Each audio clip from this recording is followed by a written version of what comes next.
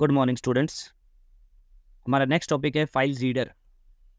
File reader क्या होता है और कैसे काम करता है, आइए हम जानते हैं।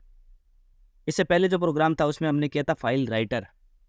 फाइल राइटर क्या कर रहा था, प्रोग्राम से डेटा हमारी फाइल में ट्रांसफ़र कर रहा था।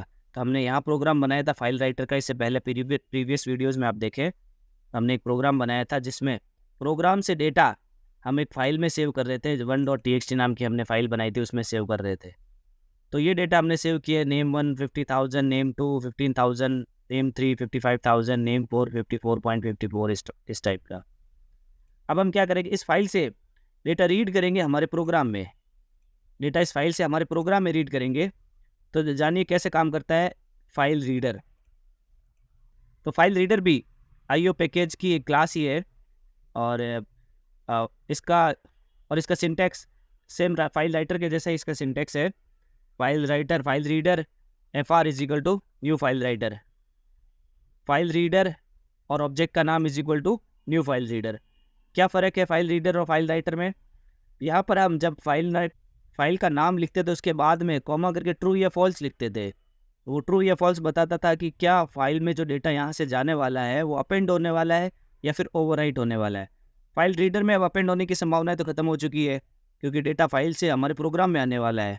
तो अपेंड होने की जब संभावना ही खत्म हो चुकी है तो यहाँ ट्रू और फॉल्स लगाने का मतलब ही नहीं है, और फिर सिंटैक्स में भी है ही नहीं।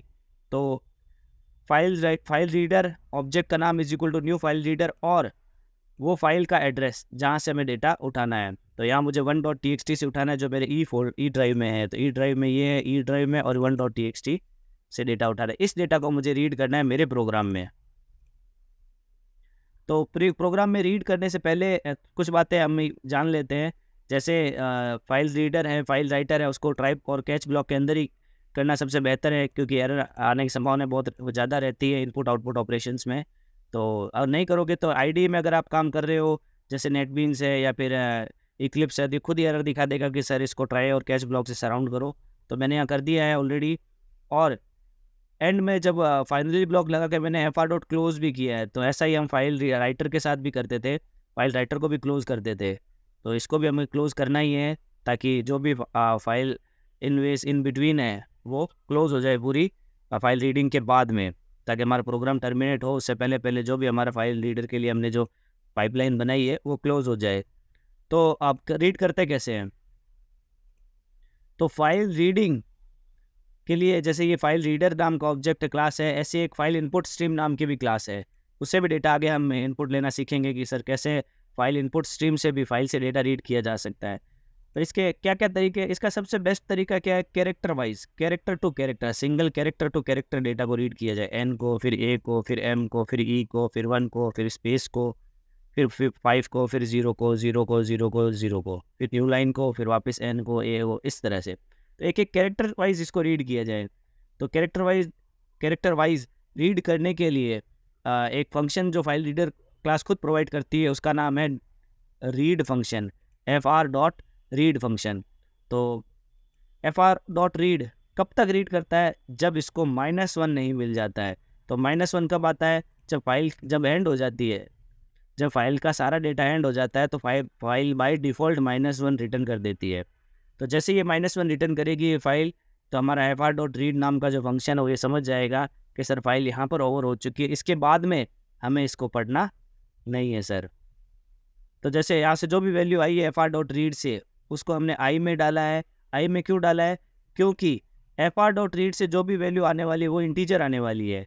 n की जगह n की इंटीजर वैल्यू आने वाली है, a की जगह a की इंटीजर वैल्यू आने वाली है। उस इंटीजर वैल्यू को हम किस में कन्वर्ट करना चाहते हैं, कैरेक्टर में टाइप कास्ट करने वाले हैं, ताकि जो मीनिंगफुल हमको जो काम मिल रहा है वो मीनिंगफुल मिले। अगर ऐसा नहीं करते तो हम सीधा आई को ही प्रिंट कर देते हैं, फिर इसको रन करके देखते हैं तो क्या वैल्यूज़ प्रिंट हो रही है। सर इस टाइप की कुछ वैल्यूज़ प्रिंट हो रही है, 78, 97, 10, इस टाइप की। तो क्या ये हमारे काम की वैल्यूज़ है? ये हमारे काम की वैल्यूज़ नहीं है। हमारे काम की वैल्यूज़ क्या है? हमारे काम की वैल्यूज़ वो है जो कैरेक्टर वाइज हमको बताए कि सर इस कैरेक्टर का मतलब क्या है। तो जैसे मैंने कैरेक्टर वाइज लिखा तो ये आने लग गया NAME। इसका आप छोटा सा उदाहरण और भी देखो तो फर्स्ट लेटर कैपिटल N है। तो अगर हम कैपिटल N की आस्की वैल्यू को सर्च करेंगे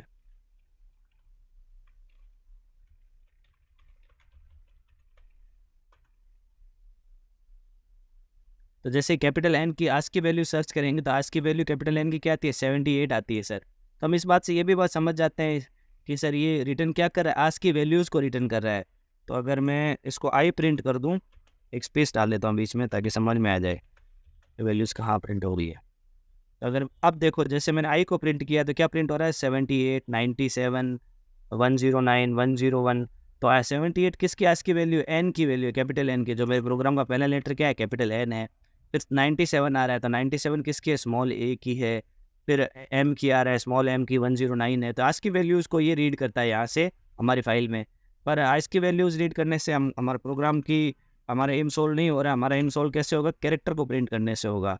तो हम कैरेक्टर को प्रिंट करते हैं तो अब हमारा जो भी पर्पज़ था वो सॉल्व हो चुका है। अब मेरा जो भी डेटा आ रहा है वो एकदम करेक्ट आ रहा है।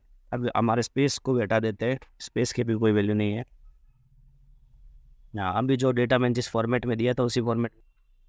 तो अब अच्छा, अब इसने रीड किया है तो कैसे किया है सर, इसको कैसे किया है, तो in the sense F R dot read नाम का जो object, F R dot read नाम का जो फंक्शन है, रीड नाम का फंक्शन है फाइल रीडर में, वो क्या करता है, फाइल को स्टार्टिंग से 0th इंडेक्स से रीड करना शुरू करता है। और कब तक रीड करता है, जब तक उसे किसी इंडेक्स में -1 ना मिल जाए। तो जब तक -1 नहीं मिलेगी उसको वैल्यू, तब तक उसको रीड करता ही जाएगा। आप बोल सकते हो सर क्या इसको या फिर हम -1 ही लिख दे तो क्या बीच में प्रोग्राम ब्रेक होना चाहिए। सर बीच में प्रोग्राम ब्रेक होना तो नहीं चाहिए क्योंकि मेरा प्रोग्राम आगे और भी है। क्या बीच में प्रोग्राम ब्रेक होगा, नहीं सर बीच में प्रोग्राम ब्रेक होगा भी नहीं। क्यों नहीं होगा, इसका रीज़न वो आज की वैल्यूज़ जो मैंने यहाँ से आपको बताई है। ये कैरेक्टर की आज की वैल्यू को रीड करता है। तो आज की वैल्यू -1 कभी नहीं आएगी। तो आज की जब आज की वैल्यू -1 कभी नहीं आएगी तो वाइल लूप ब्रेक होगा ही नहीं। ये जो -1 आया है, ये इसके आज की वैल्यू कुछ और आई है, ये -1 नहीं आई है। तो इसलिए -1 भी है जैसा का जैसा प्रिंट हो चुका है यहाँ पर।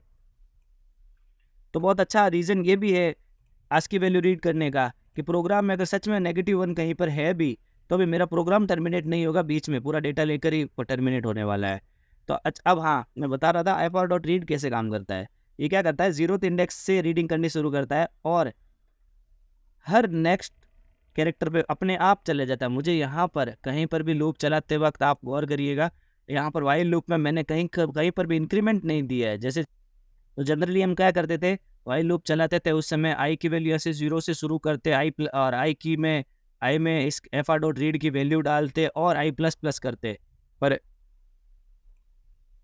इस पूरे लूप में मैंने कहीं पर भी आई की वैल्यू ना तो इंक्रीमेंट की है, फिर भी ये लूप बाय डिफ़ॉल्ट अपने आप चलता जा रहा है। कैसे चलता जा रहा है, ये इसलिए चलता जा रहा है क्योंकि एफ आर डॉट रीड नाम का जो फंक्शन है बाय डिफ़ॉल्ट नेक्स्ट कैरेक्टर पे अपने आप ही चले जाता है। पहले एन को रीड करता है, वो वैल्यू हमारे यहाँ प्रोग्राम में भेजता है, फिर ए को रीड नेक्स्ट कैरेक्टर को रीड करता है, उसकी वैल्यू भेजता है, एम को रीड करता है, उसकी आज की भेजता है, ई को रीड करता है, उसकी आज की वैल्यू प्रोग्राम में भेजता है। इस तरह से कब तक करता है, जब तक उसको क्या ना मिल जाए, -1 ना मिल जाए, तब तक बाय डिफ़ॉल्ट रीड करता है। इससे हमें इंक्रीमेंट करने की ज़रूरत नहीं है।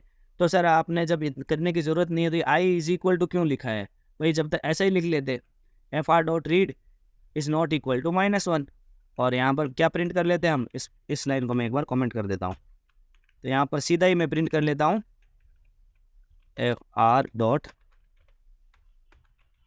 रीड। सर डायरेक्ट ही प्रिंट कर लो, फिर क्यों इसको एक कैरेक्टर की यूज़ लिए ही क्यों। और मैं भी अगर आज की वैल्यूज़ ही प्रिंट कर रहा है तो इसी को कैर में टाइप कास्ट कर देते हैं हम, तो अब ये प्रॉब्लम भी सॉल्व हो जाएगी। चलो इसको प्रोग्राम को रन करके देखते हैं क्या ये होता है या नहीं होता है। तो सर बिल्कुल नहीं होता है, प्रोग्राम बहुत ही एम्बिग्यूअस आया है, AE00NM और इस टाइप का प्रोग्राम आया है। ऐसा क्यों आया है, ऐसा इसलिए आया है कि मैंने आपको पिछले वीडियो अभी मैंने थोड़ी देर पहले आपको बताया था, जो एफ आर डॉट रीड है ये कैरेक्टर को रीड तो खुद करता ही है पर नेक्स्ट कैरेक्टर पे भी अपने आप ही चले जाता है। तो इसने क्या किया, हमने पहले तो एफ आर डॉट रीड का यूज़ किया और फिर अगली बार प्रिंट करते टाइम भी एफ आर डॉट रीड का यूज़ कर लिया। तो क्या हुआ, पहले एन को रीड किया, एन को रिटर्न करता है यहाँ पर एन को रिटर्न करने से पहले ही हमने क्या कर दिया, यहाँ पर एक और एफ आर डॉट रीड को यूज़ कर लिया। तो ये इसने फिर क्या रिटर्न कर दिया, ए को रिटर्न किया, तो हमने ए को प्रिंट कर लिया। फिर वैसा का वैसा अगली बार में गया, एम के पास गया, एम को रीड किया, एम को यहाँ पर कहीं प्रिंट हो ही नहीं रहा। इस एफ आर डॉट रीड से जो वैल्यू आ रही है उसको हम कहीं यूज़ नहीं ले रहे हैं। हमने किसको लिए, next time F R dot read से जो एम के बाद में एक और स्टेप आगे चला गया, उसको रीड करने की वैल्यू हमने यहाँ प्रिंट की तो एक ई की वैल्यू प्रिंट हो गई, फिर 1 की नहीं आई स्पेस की आ गई, 5 की नहीं आई 0 की आ गई, इस 0 की नहीं आई इस 0 की आ गई, इस 0 की नहीं आई न्यू लाइन की आ गई। इस हिसाब से जो वैल्यूज़ है ये प्रिंट हो रही है। तो ये बात हमें ध्यान रखनी है कि fr डॉट रीड की वैल्यू हमें यहीं पर ही दे देनी है, i is equal to fr dot read की वैल्यू, और वो -1 से जब तक -1 नहीं आए तब तक लूप चलता रहे। और यहाँ पर हम क्या प्रिंट करने वाले हैं, अब कैरेक्टर को ही प्रिंट करने वाले हैं, ताकि मेरी वैल्यू हर बार प्रिंट करते समय नेक्स्ट आगे नहीं बढ़ती रहे। तो अब जैसे मैं इसको रीड करूँगा फाइल से तो मेरे सारा डेटा एग्जैक्टली जैसा मुझे चाहिए था वैसा ही आ रहा है ये।